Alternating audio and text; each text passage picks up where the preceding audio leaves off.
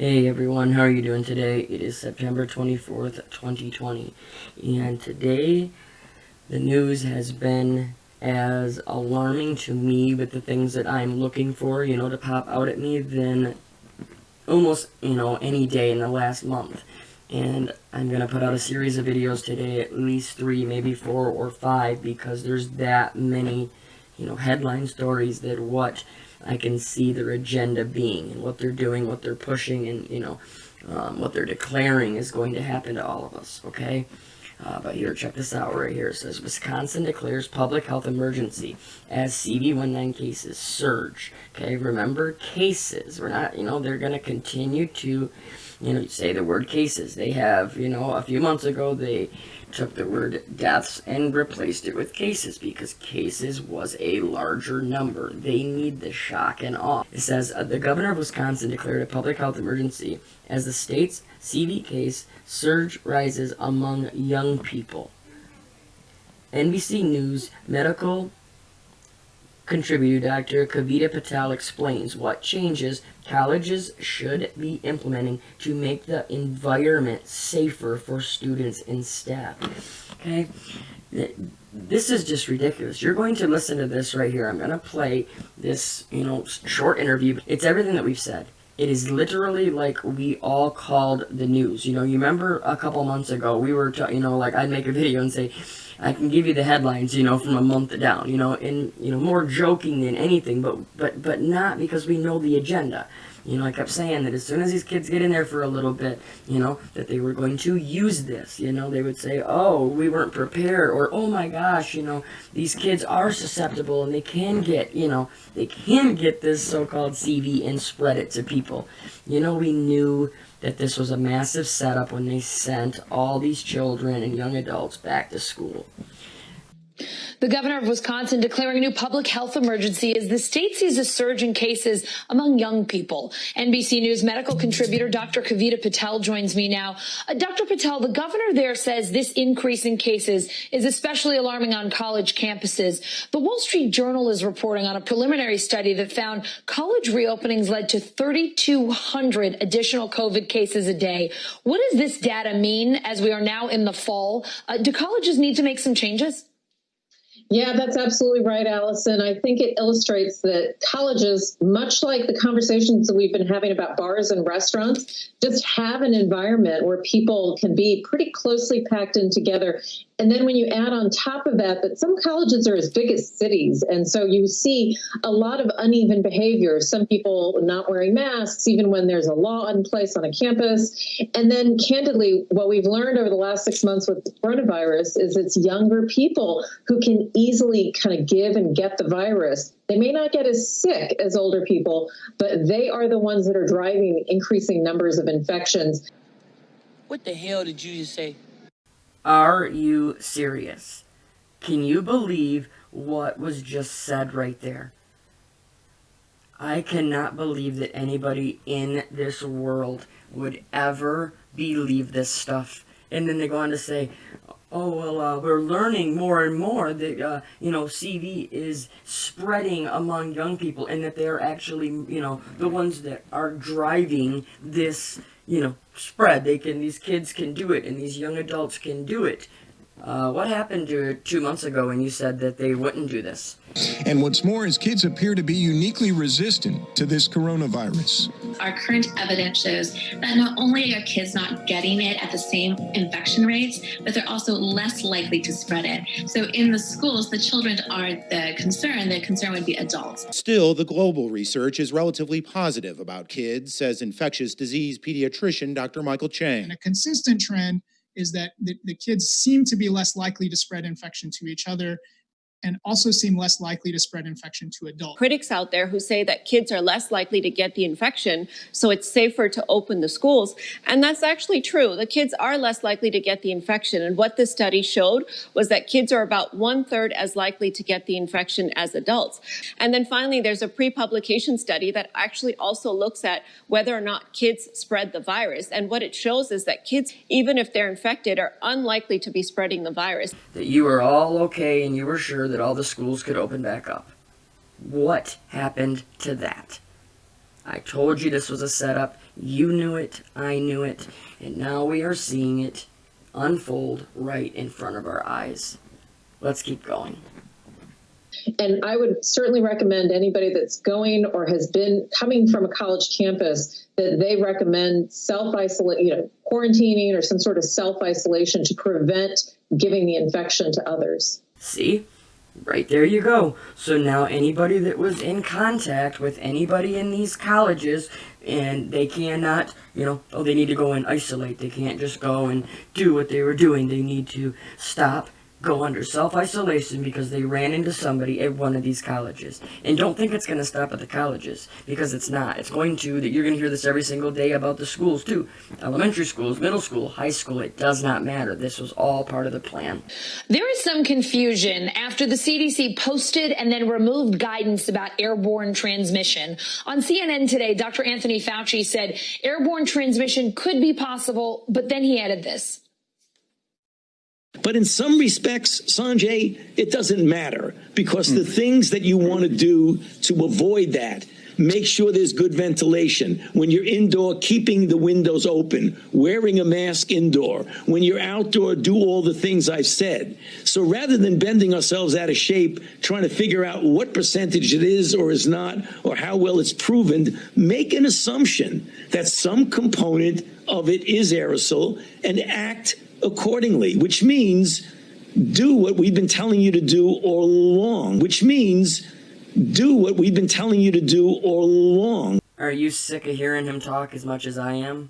Because I'm done. I cannot take much more of that guy getting up there, changing everything he says every single time and telling us to listen to what we said. Just do what we told you. I mean, they're literally saying it right to your face that you better do what we say or we're gonna, lock you down again.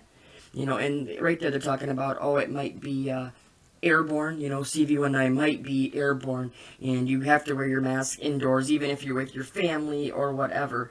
And then you hear Fauci right there say, well, it doesn't matter. It really doesn't matter if it's airborne or not. You need to plan and act like it is. Can you believe this? They are just making this stuff up, and it's so obvious when they talk like that. What do you make of Dr. Fauci's comments there? Do you agree with him? Well, I agree with him up to a point, Allison. I agree with him that there is certainly reason to change your behavior. You should still be wearing masks. Mm-hmm. You should still be outdoors where possible with good ventilation.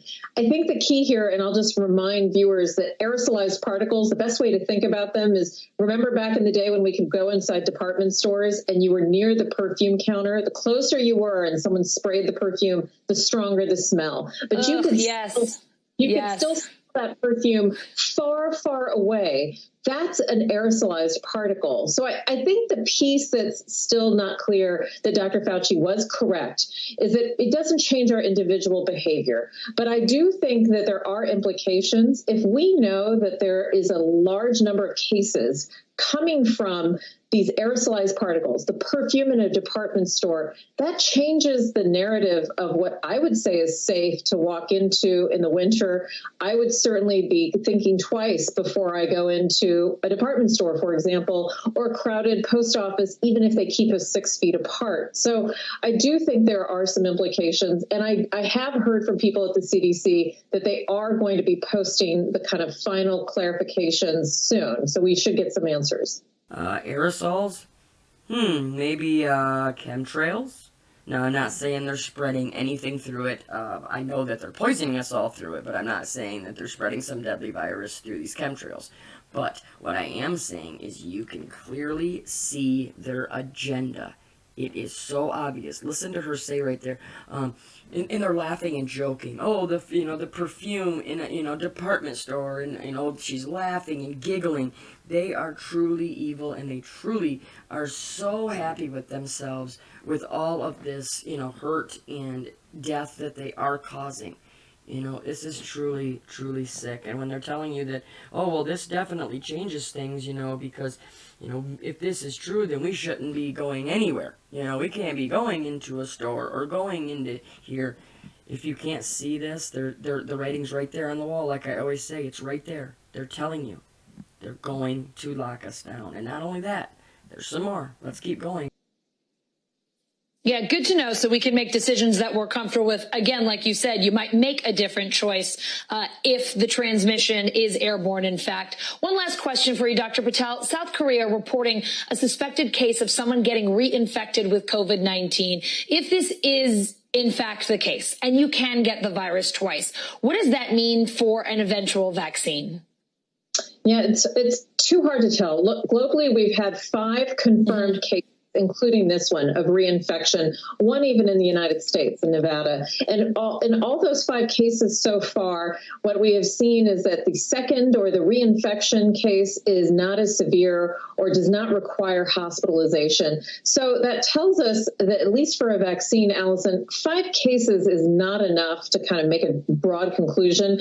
And we do think that a vaccine could give us immunity. The critical question this brings up is, how long would a vaccine provide immunity so that you don't get reinfection? And the analogy is what we do every year with the flu shots. This is a reminder, everyone go get your flu shot. It's that time of the year. What do you know? They're pushing the flu shot like we knew they were going to do.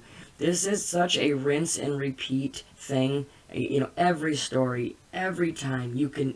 It's just so obvious to me, and I know it is to you as well. It's just like you want to just scream because you know exactly what they're doing, what their agenda is, and where they're going with this. And it's just each day getting more and more just where it's hard to deal with when you're, you know, making videos on it or even just watching videos like you are all.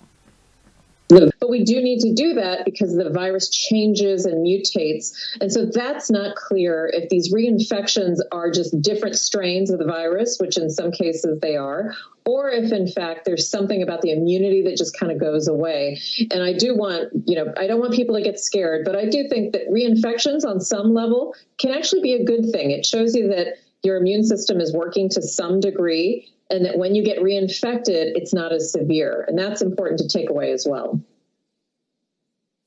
Dr. Patel, thank you so much for the reminder about the flu shot, something we need to take care of in our household, and for the reminder of how awful department stores used to be when you couldn't breathe because of all that perfume. I could picture the smell when you brought it up. Oh, my goodness. Thank you so much.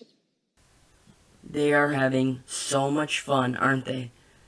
Sitting there laughing, joking. It makes me sick to my stomach. These people, they will pay. They will be judged. It doesn't have to be done by us. They will have their day where they will stand before God and they will be judged for all of this evil that they have brought upon us. Everyone, just continue to share this information.